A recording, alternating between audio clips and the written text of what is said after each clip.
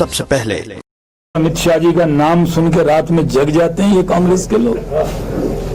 ये लोग बड़ी बड़ी बातें करते हैं और जब अमित शाह जी ने कांग्रेस के चेहरे से हिजाब हटा दिया तब कांग्रेस गुपकार से भाग गई। पहले तो गुपचुप तरीके से गुपकार की पार्ट थी, अब कांग्रेस कह रही नहीं, हम नहीं है, क्योंकि कांग्रेस को डर लगता है कि यहां गुपचुप तरीके से अगर गुपकार अलायंस में गई, गुपकार गैंग में गई, तो फिर कांग्रेस का नाम कांग्रेस आई नहीं, कांग्रेस गुपकार हो जाएगा और पूरे मुल्क में कांग्रेस डर के कांग्रेस मोहब्बत में नहीं हटी है। आज भी कांग्रेस पर्दे के पीछे है। तो कांग्रेस को कहता हूं इधर से तांग झांक मत करो। हमने एक्सपोज किया कांग्रेस को। इधर चिलमन से हम झांकें, उधर चिलमन से तुम झांको, लगा दो आग चिलमन को, न हम झांके न तुम झांको। ये कांग्रेस के लिए। देखिए, पहली बात तो ये है, कांग्रेस कहीं रहे न रहे, बिहार में लड़े 70 जीते 19, गुजरात में लड़े 8 रिजल्ट आए 0। ऐसे तो कांग्रेस जिस जगह बैठेगी, जिस डाल पे वो डाल सूख जाता है। तेजस्वी के लालटेन पे बैठ गई तो नीचे से तेल निकल गया, पानी भर दिया कांग्रेस ने उसमें।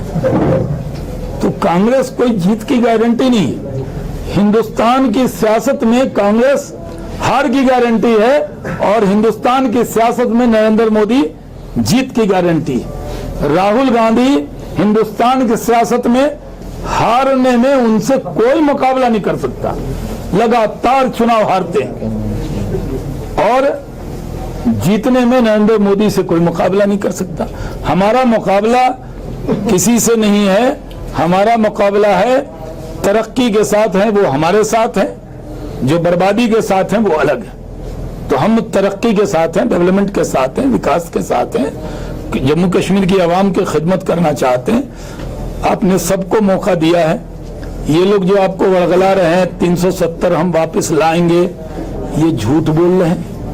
एकदम यकीन कीजिए, मैं हाजी भी हूं, हजरत नसीरुद्दीन चिराग दहलवी के खानदान से निस्बत रखता हूं। मैं पूरी जिम्मेदारी से खुदा को हाजिर नाजिर मानकर कहता हूं कि 370 वापस कभी नहीं आएगा।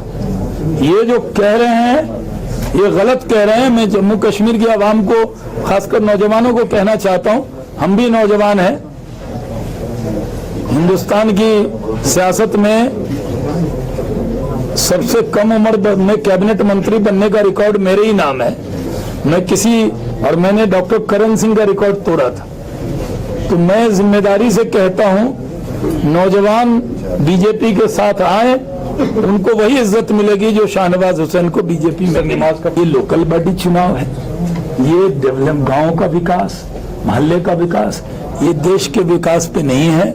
जो पाकिस्तान समर्थक लोग हैं, जो चुनाव होने नहीं देना चाहते, सबसे बड़ी बात तो ये है कि जो लोग 370 के नाम पर कुछ भी मानने को तैयार नहीं थे, आखिर महबूबा लड़ रही है ना चुनाव, तो एक्सेप्ट किया ना। 370 खत्म होने के बाद चुनाव में आई। फारूक अब्दुल्ला साहब ने एक्सेप्ट किया ना कि 370 खत्म हो गया, नया कानून है और चुनाव नए कानून में चुनाव में आए। तो ये जो गुपकार गैंग है उसने भी मान लिया है कि 370 खत्म हो गया और लोगों को वरगलाने के लिए वो तरह तरह का बयान दे रहे हैं। कभी फारूक साहब माँ भारत माता की जय, कभी भजन कीर्तन भी गा लेते हैं दिल्ली में एकदम मस्ती से, देखा होगा आपने वीडियो। और यहाँ पे आके दिल्ली में जबान कुछ, कश्मीर में जबान कुछ। आजकल सोशल मीडिया का जमाना है, जो अब मैं यहाँ बोलूंगा ये पटना में भी लोग सुन रहे होंगे, इसलिए बता दीजिए आप जी। दुनिया की सबसे बड़ी पार्टी का सबसे पुराना तर्जुमान मैं जो बोलूंगा, इसका मतलब बीजेपी बोल रही है। और मैं कह रहा हूं कि यहाँ ये कोई मुद्दा नहीं है, न 370 है, न लव जहाद है, न कुछ मुद्दा नहीं है। हम लोग तो यहाँ नहीं सर, वहाँ की बात कहाँ की बात? शर्मा सर, आपने कहा कि जो आप कह रहे हैं वही बीजेपी कहती है, तो क्या मान सकते हैं कि सब जुडिस मैटर पे जब आप कमेंट करते हैं तो जो बीजेपी कह रही है वही सुप्रीम कोर्ट कहेगी? कौन सा सब जुडिस? कोई सब जुडिस नहीं है सर। मतलब सुप्रीम कोर्ट में केस ऐसे में केस नहीं वो तो केस लगाइए ना आप मेरी प्रेस कॉन्फ्रेंस में चले जाइए कोर्ट में, तो मेरी प्रेस कॉन्फ्रेंस बैन हो जाएगी क्या?